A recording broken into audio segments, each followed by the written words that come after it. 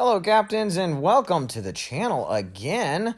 Today, we are taking the helm of the Prinz Heinrich, the Tier 6 German battlecruiser, which is a step up from the Mackensen a little bit. We'll go over all of those details in just a quick moment, but I just wanted to take a moment and say thank you to everyone here at the channel for allowing us to be a part of something really special, and that we have hit 50 subscribers. And I said that once we hit that, I would be doing a giveaway. So be on the lookout for that. And if you're not subscribed, subscribe so you can be a part of that. Honest to goodness, that achievement lies with you, not necessarily with me. You're the one that's supporting me. So I feel you guys deserve a treat. But for now, the matter at hand is this ship. And let's look at the stats. Let's look at the commander yet again and the gameplay to be followed soon after. Autociliacs, yet again, at the helm. Although I have switched the first perk to this one, you should see the other guy, gives me a quicker duration of getting my damage con back, but it does increase me getting fires by 3.5%. But I think it's a good trade, so I tried it. Same build for the rest of it. You have the highly educated crew, which is the new perk for celiacs. This update, which is a welcome addition, giving us extra damage charges and longer secondary range. The advanced schemes, which is the third new perk, increasing our damage for those secondaries with an increased fire chance, which is why I have Fuso as an inspiration. Although she is not a free commander, and she is in the Azure Lane Wave 3, I believe. So if it comes back, take a look into that. Lastly, using the Master Mechanic, increasing our survivability by giving us 2 extra repair parties as well. So 5 damage cons, 5 repair parties with the Fight Fire with Fire legendary perk. Makes this a really tough ship and helps us survive longer. Moving on to the mod slots, this is no surprise. Secondary Battery Mod 2, increasing our firing range and dispersion by 20%. This one, you can make a case for all 3 of these, but I chose the propulsion mod, allowing us to get into positions quicker. But you could use any of these 3, so, kind of pick your poison on this one.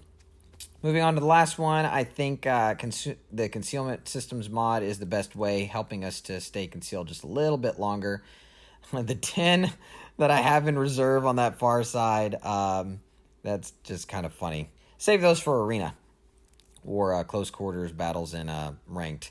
Moving on, as you can see, the damage control party with the new rework allows us to have our damage control party back in 33.4 seconds, which is really fast. You got 5 charges of them, so use them wisely. And then you still have the 5 heals and the secondary battery booster, but I'm not showcasing those because those come standard. The sonar is what makes this really, really fun. And so moving on to the main stats, the survivability is at 56,300. Armor we'll look at here in just a minute. The torpedo damage reduction is still at 19%, same as the Mackensen. That hasn't changed. Hit points have gone up a little bit from the Mackensen to the Heinrich. So that's a welcome addition. The artillery, the guns have increased yet again. They've gone from 350 to 380. So right at the 15-inch shell mark. Reload time is 33 seconds with a 30-second 180-degree turn time. HE shell damage has gone up a little bit. The fire chance, I think, is right around the same. Maybe a slightly bigger. And the AP shell damage, because of the 380s, they have gone up. But those are Citadel damage numbers right there. Secondary armament is really good. 10.1 kilometers is a great range and is the longest for Tier 6. Fire chance for the smaller caliber guns is 10%, with the 150s set at 15%. So this thing, because of Fuso and the new perk in the 3rd slot, really helps increase the fire chance, which is really, really good. And the reloads are very respectable.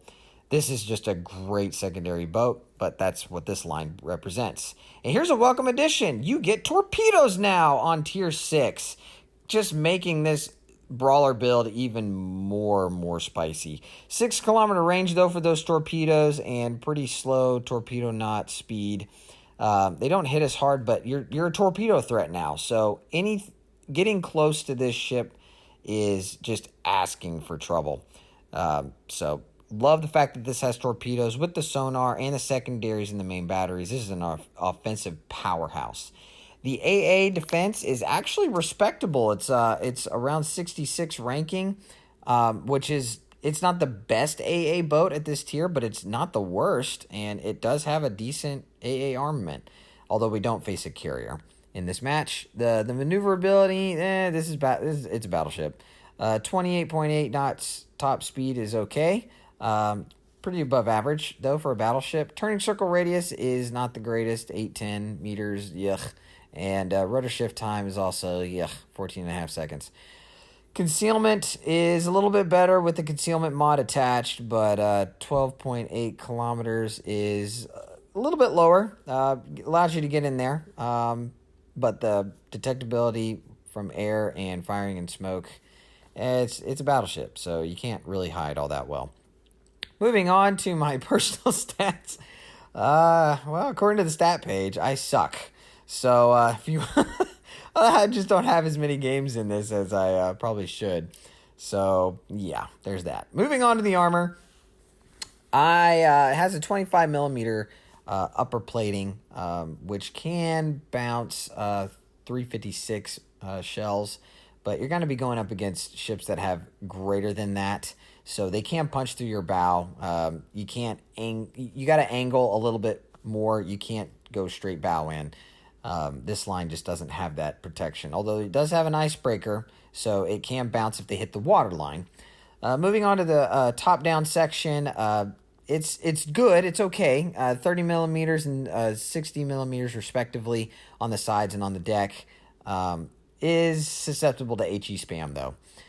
Your citadel, again, is slightly above the water line, so anything that plunges through your bow can technically citadel you from the front if it's high enough. So you got to be cognizant of that, and you can't be protected up close. If they aim waterline and they're close, they can definitely deal that damage.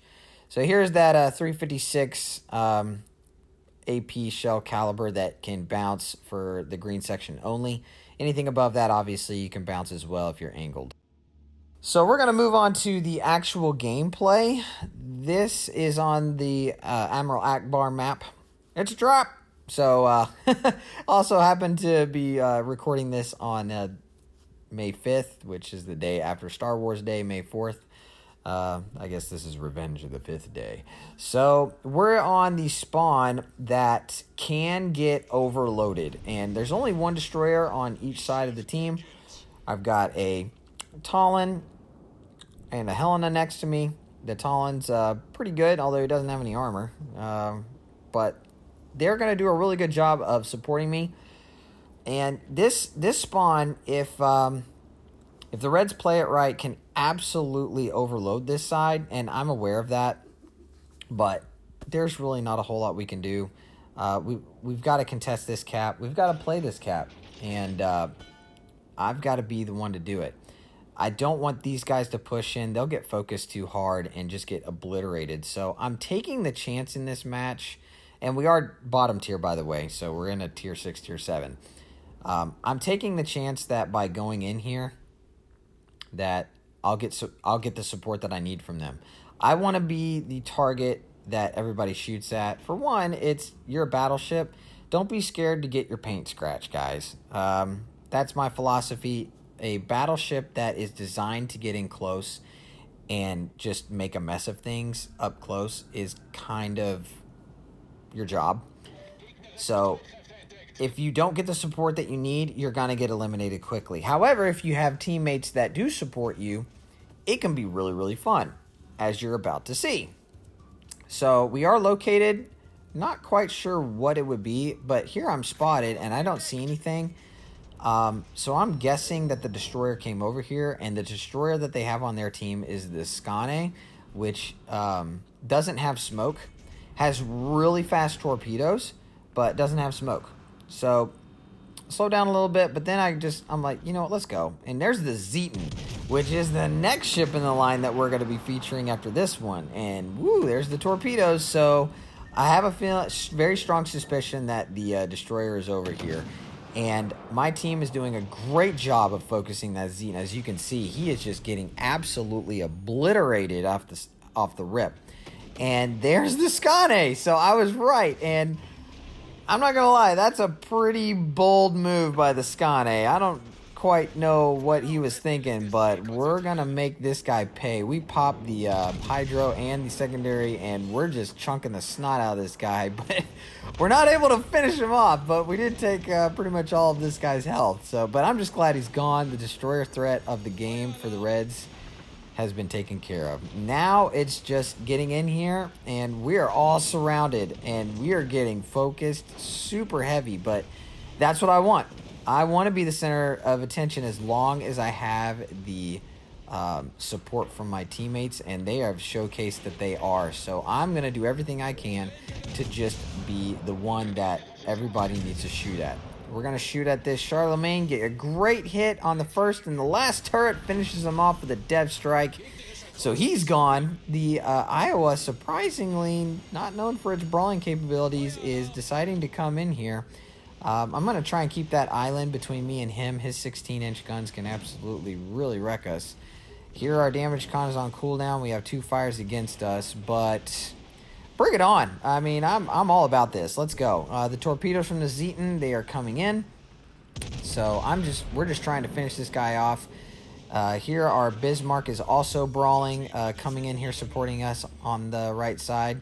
And the Iowa's going to focus him, and we throw torpedoes just in the event that if he keeps going, we'll be able to take him out. And here I'm just hoping, come on, we can take this Zeton out. He's so low. But he's going to get a heal off and gonna survive. The Iowa's turning out. Man, this is just a whole bunch of chaos right here in this cap. I love it. I'm loving every minute of it. So let's just keep it up. Zeton is getting a heal off. His secondaries are peppering us. We're peppering him. We're getting fires everywhere. It's just a glorious, chaotic mess. And finally, the Zeton goes down. You got these fire spammers that are behind the islands, and they're losing their teammates left and right. That's 3 ships down on this side that we've taken out. Iowa shoots at us, doesn't get a good hit, which is much appreciated because that could have been a devastating hit. He gets taken out. That's 4 ships down. Whew! And we're still alive, and we've got technically close to half our health left, but we've got to calm down because if we get focused by these HE spammers, that'll be the end of us. So we're still in the cap. We're slowing down. We're going to get behind this island, and we're just going to kind of park it here. Let's take the cap. Let's look at the rest of what's been going on. Our team's done a pretty good job. We've lost a couple of ships on the far side. I think we've lost one on this side as well, but our team's captured Bravo. They've captured the far side of the map as well, and we're capping this one. So we're going to have 3 caps rather quickly. This has been a gloriously fast game, but that's kind of what can happen when your team pushes correctly and you get the support that you need. And when you become the center of attention, taking all that attracted damage, they're shooting you. They're not shooting your teammates, and your teammates can support you. That's what makes this game so much fun. Why can't it be like this all the time? I don't know. But the Boise comes out.